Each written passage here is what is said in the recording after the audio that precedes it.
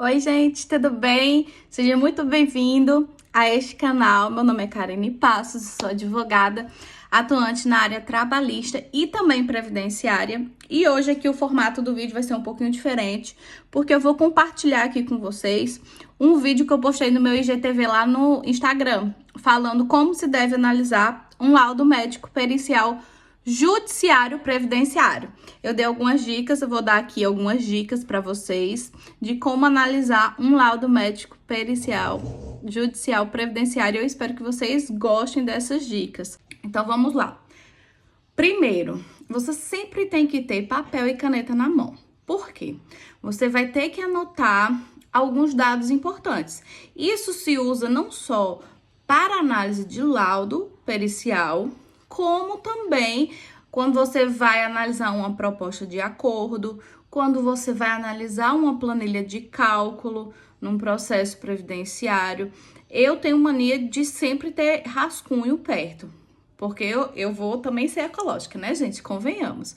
Então, eu sempre tenho um papel de rascunho perto de mim, que qualquer coisa eu anoto.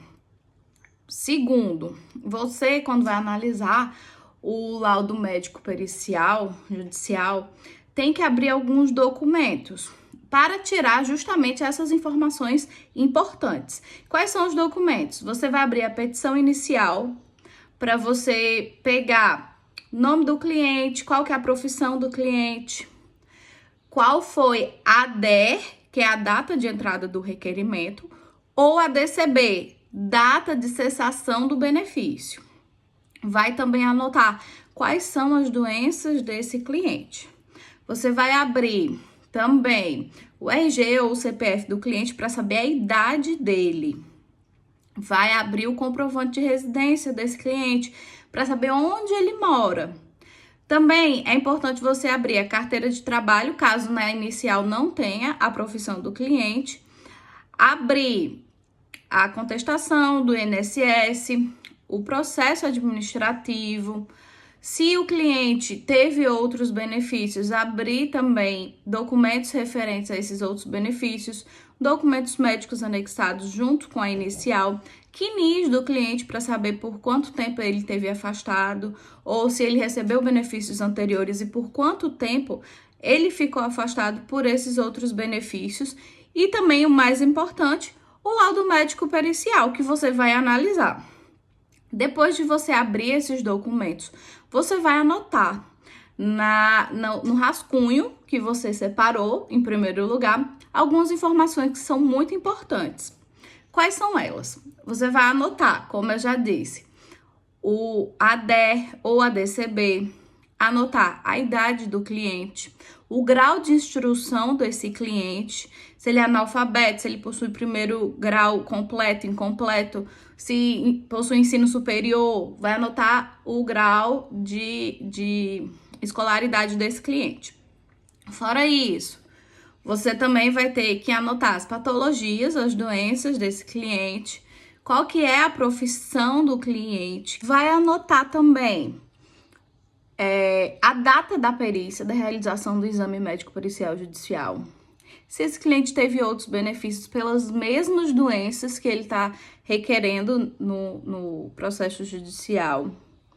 Se ele teve afastamentos, qual foi o período que ele se manteve afastado? Vai ter que anotar qual foi a decisão do perito. Ele deu limitação? Deu incapacidade? Se ele deu limitação, qual que é o grau dessa limitação? Ele indicou afastamento? A limitação ou incapacidade é permanente? É temporária? Se é temporária, qual é o período que ele sugeriu de afastamento? Você também vai ter que anotar a DI, que é a data do início da incapacidade. A DI é muito importante, eu vou explicar para vocês o porquê você deve anotar a DI. Também você tem que anotar se o perito indicou que o cliente está ou não apto a se submeter à reabilitação profissional. Por fim, não menos importante, se você também quiser anotar quais são os medicamentos que o cliente utiliza. Ah, Karine, por que eu tenho que anotar todas essas informações? Vou te explicar. Primeiro, você tem que anotar idade local que o cliente reside, qual que é a patologia, AD ou ADCB, e se o cliente está ou não apto para ser reabilitado, por quê? Porque às vezes, com essas informações, você consegue um benefício melhor para o cliente, como o exemplo da aposentadoria por invalidez. Por quê? Porque às vezes o cliente possui uma limitação, essa limitação é grave, mas ele é idoso, ele é analfabeto, ele reside numa localidade que não tem muito mercado para ele ser reinserido. Então você, com essas informações, pode pedir para o juiz falar assim: olha, excelência, o perito indicou aqui que a limitação dele é permanente, só que ele tem 59 anos, é agricultor, ele é analfabeto, sempre trabalhou na agricultura e com isso ele não tem a possibilidade de ser reabilitado. Nesses casos que você vai impugnar a possibilidade do cliente ser reabilitado, você tem que utilizar o que diz o manual do INSS de procedimentos na área de reabilitação profissional e também a súmula 47 da TN1. Então, em casos de que o perito indique a reabilitação, você, além de alegar as condições socioeconômicas do cliente, você vai utilizar os requisitos que vem no manual do INSS para reabilitação profissional e também a súmula 47 da TN1, certo? Outro ponto, você tem que analisar a anamnese, porque às vezes o perito diz que não influi no trabalho as doenças do cliente. Só que quando foi feita lá a anamnese, ficou caracterizado que ele possui limitação, ficou caracterizado que o cliente possuiu dor quando no exame, ficou caracterizado que ele possui anormalidade, por exemplo, na coluna ou no joelho. Restou caracterizado durante aqueles testes que são feitos, principalmente para quem tem alguma doença na coluna, que deu positivo. Então, é muito importante você também analisar a anamnese no laudo médico pericial. A ADER e a DCB são importantes você anotar, por quê? Porque você vai ter uma noção de quanto tempo se passou desde o requerimento ou desde a cessação do benefício até a realização do laudo médico pericial. Às vezes, o transcurso do tempo são de anos. Então, esse dado é importante para você, principalmente questionar o perito, falar: perito, no laudo médico pericial, o senhor indicou que não tem incapacidade, não tem limitação. Só que o benefício foi requerido lá em 2015, por exemplo. E lá, em 2015... como se constata no laudo administrativo, o perito do INSS indicou que o cliente naquela época estava incapacitado e o benefício não foi concedido pela suposta ausência de qualidade de segurado. Então, perito, se manifeste aqui para se lá na DE ou na DCB o autor estava ou não incapacitado. Isso muda muito, gente. É muito importante vocês anotarem esses dados para realmente fazer a impugnação do laudo ou pedir complementação do laudo. As anotações sobre benefícios percebidos anteriormente é importante porque às vezes o cliente passou 10 anos recebendo um benefício e quando foi feita a perícia judicial, o perito disse que ele só tem uma limitação. Só que, vamos pensar, uma pessoa que passou 10 anos recebendo um benefício previdenciário, será que ela tem condição de ser reinserida no mercado de trabalho? Tem que ver a idade, tem que ver as condições socioeconômicas dessa pessoa. Então, tem que se anotar esses dados sobre benefícios recebidos anteriormente, para você ter fundamento para manifestar sobre o laudo apresentado pelo perito. Outro ponto importante de vocês anotarem é justamente os remédios que o cliente de vocês tomam. Por quê? Porque às vezes o perito diz que a pessoa tem uma limitação e que pode continuar trabalhando.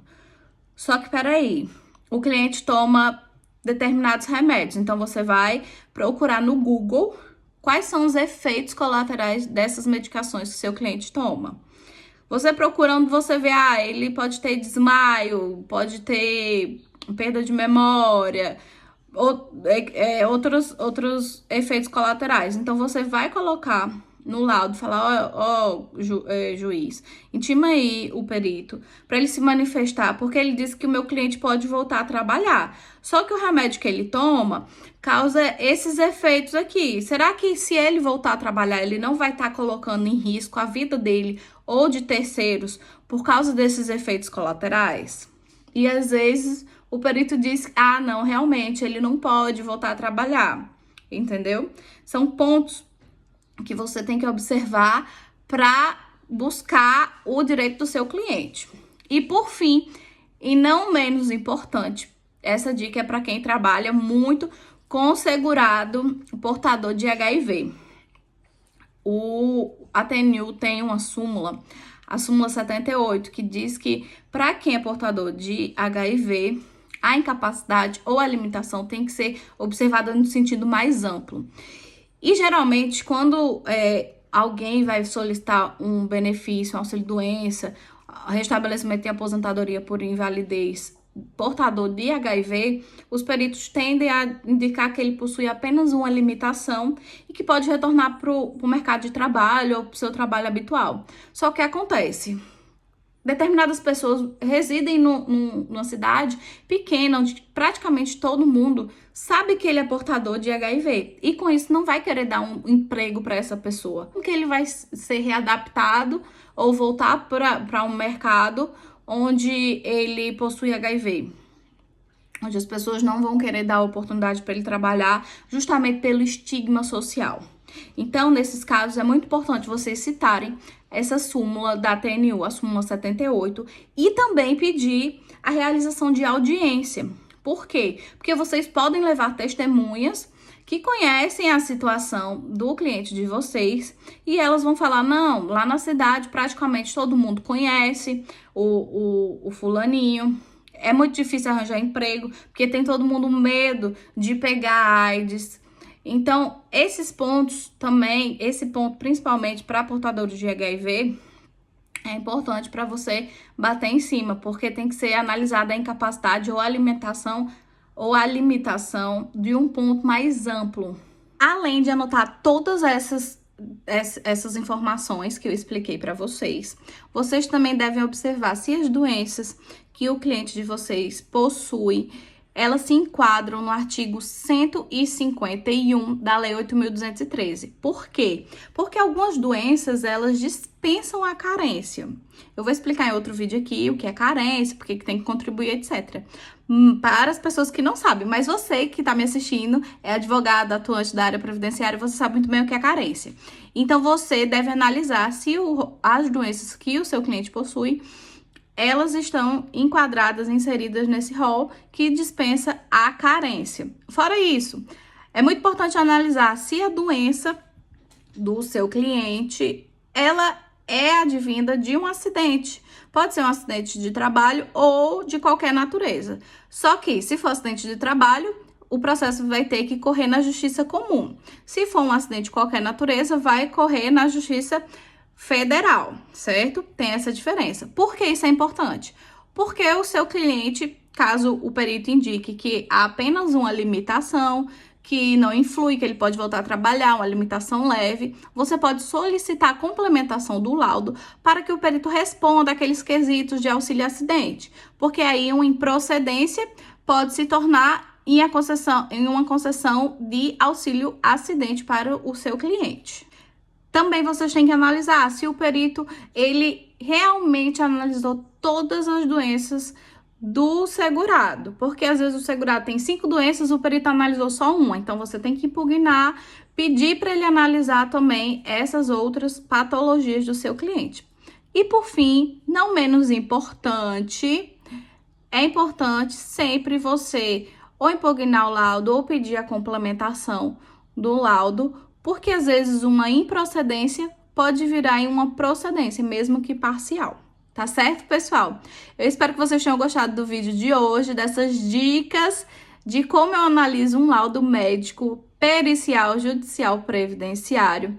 Se você não é inscrito aqui no canal, se inscreve aqui embaixo no canal, ative o sininho das notificações para que o YouTube envie para você a notificação sempre que eu postar um vídeo novo aqui no canal.